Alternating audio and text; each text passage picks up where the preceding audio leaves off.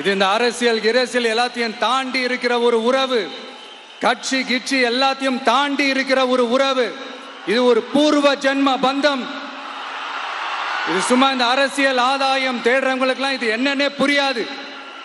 இது மற்றவங்களுக்கு வேணா எலெக்ஷன், ஆனா இந்த விஜய் கூட நிக்கிறவங்களுக்கும் இது ஒரு இமோஷன். நான் சந்தோஷப்பட்டா மக்கள் சந்தோஷப்படுறாங்க, மக்கள் சந்தோஷப்பட்டா நான் சந்தோஷப்படுறேன். எனக்கு ஒண்ணுனா மக்களுக்கும், மக்களுக்கு ஒண்ணுனா எனக்கும். கண்ணு கலங்கும்.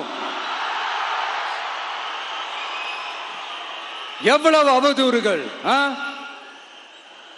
இந்த கரூர் விஷயத்தை பத்தி ஊருக்கே தெரியும். ஆனா போடு, விஜய் மேல பழிய போடு.